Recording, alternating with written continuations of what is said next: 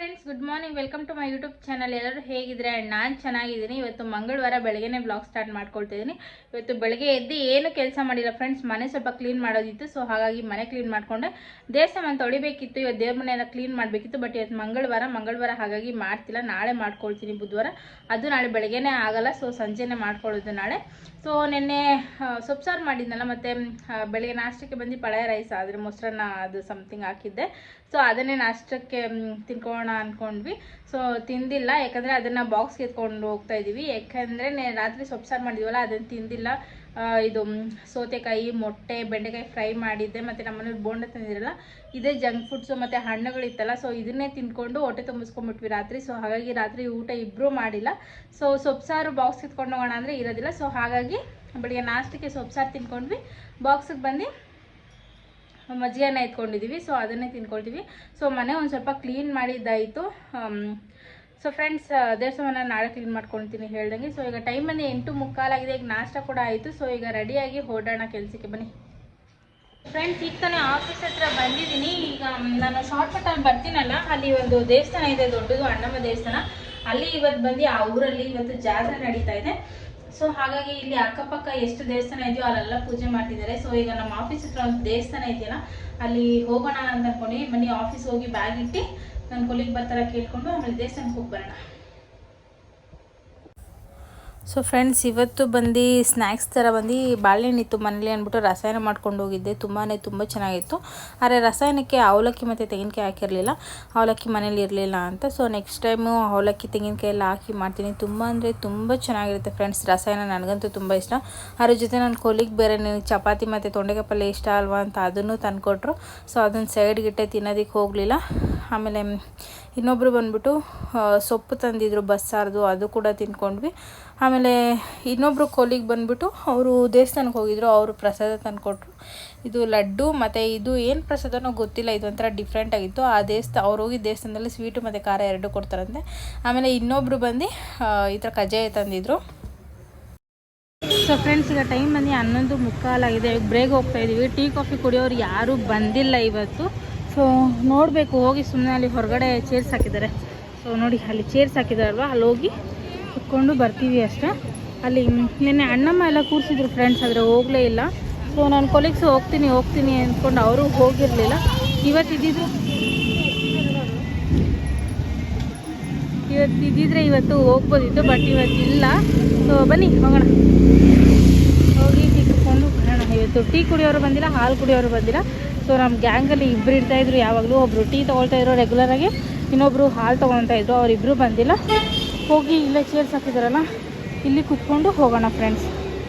ಬನ್ನಿ ಇಲ್ಲೇ ಕುತ್ಕೊಳ್ಳೋಣ. So friends, tea ಮುಗಿಸ್ಕೊಂಡು ನಮ್ಮ ಬಿಲ್ಡಿಂಗಲ್ಲಿ 5th ಫ್ಲೋರಲ್ಲಿ ಬಂದು ಪಾರ್ಟಿ ಹಾಲ್ ಇದೆ. ಸೊ ಅದನ್ನು ನೋಡ್ಕೊಂಡು ಹೋಗೋಣ ಒಂದ್ಸತಿ ಅಂದ್ಕೊಂಡು ಬಂದಿದ್ವಿ. ತುಂಬ ಸಿಂಪಲ್ಲಾಗಿ ದೊಡ್ಡದಾಗಿದೆ, ತುಂಬ ಚೆನ್ನಾಗಿದೆ. ಸೊ ಹೋಗಿ ಆಮೇಲೆ ಒಂದು ಸ್ವಲ್ಪ ಹೊತ್ತು ಕೆಲಸ ಮಾಡಿದ್ವಿ. ಲಂಚ್ ಟೈಮ್ ಆಯಿತು. ಇವತ್ತು ನನ್ನ ಕೊಲಿಗೆ ಇಬ್ಬರು ಕೂಡ ಬಾಕ್ಸ್ ತಂದಿರಲಿಲ್ಲ. ಸೊ ಹಾಗಾಗಿ ಹೊರಗಡೆ ಹೋಗಿ ತೊಗೊಂಬರೋದಕ್ಕೆ ಹೋಗ್ತಾ ಇದ್ದೀವಿ ಎಲ್ಲರೂ. ಸೊ ತೊಗೊಂಡು ಆಫೀಸ್ ಹೋಗಿ ಅಲ್ಲೇ ಊಟ ಮಾಡೋದು. ಸೊ ಬನ್ನಿ ಬೇಗ ಹೋಗಿ ತೊಗೊಂಡು, ಅವರು ನಾನ್ ವೆಜ್ ತಿಂತಾರಂತೆ. ಸೊ ಬೇಗ ತೊಗೊಂಡು ಹೋಗೋಣ. ಸೊ ಫ್ರೆಂಡ್ಸ್, ಊಟ ಎಲ್ಲ ಮುಗಿಸ್ಕೊಂಡ್ವಿ. ಊಟ ಮುಗಿಸ್ಕೊಂಡು ಮತ್ತೆ ಕೆಲಸ ಎಲ್ಲ ಸ್ಟಾರ್ಟ್ ಮಾಡ್ಕೊಂಡ್ವಿ. ನನ್ನ ಕೊಲೀಗ್ ಕಸ್ಟಮರ್ ಒಬ್ಬರು ನನಗೆ ಕಾಲ್ ಮಾಡಿದರು. ಸೊ ನನ್ನ ನಂಬರ್ ಕೊಟ್ಟಿದ್ರು ಅಂತ ಅವ್ರಿಗೆ ಆ ಕಾಲ್ ಕೊಟ್ಟೆ. ಆಮೇಲೆ ಇವತ್ತು ಯಾಕೋ ಸಿಕ್ಕಾಪಟ್ಟೆ ತಲೆನೋವ್ತಾಯಿತ್ತು ಫ್ರೆಂಡ್ಸ್. ಸೊ ಹಾಗಾಗಿ ಟೀ ಮಾಡ್ಕೊಳ್ಳೋಣ ಅಂದ್ಬಿಟ್ಟು ಸೊ ಗ್ರೀನ್ ಟೀ ಆದಷ್ಟು ಬೇಗನೆ ಇವತ್ತು ಮಾಡಿಕೊಂಡೆ. ಸೊ ಗ್ರೀನ್ ಟೀ ಮಾಡಿಕೊಂಡು ಕುಡಿತಾ ಇರಬೇಕಾದ್ರೆ ಈ ಸತಿ ವರಮಹಾಲಕ್ಷ್ಮಿ ಹಬ್ಬ ಬರ್ತಿದೆಯಲ್ವ ಫ್ರೆಂಡ್ಸ್. ಸೊ ಹಾಗಾಗಿ ಅದಕ್ಕೆ ಏನು ಮಾಡೋದು ಅಂತ ನೋಡ್ತೀನಿ. ಈ ಸತಿ ಮಾಡೋದೇ ಬೇಡ ಅಂತ ನಮ್ಮನೆಯವರು ಅಂದರು. ಸೊ ಸಿಂಪಲ್ಲಾಗಾದರೂ ಮಾಡೋಣ ಅಂತ ನಾನು ಯೋಚನೆ ಮಾಡ್ತಾಯಿದ್ದೆ.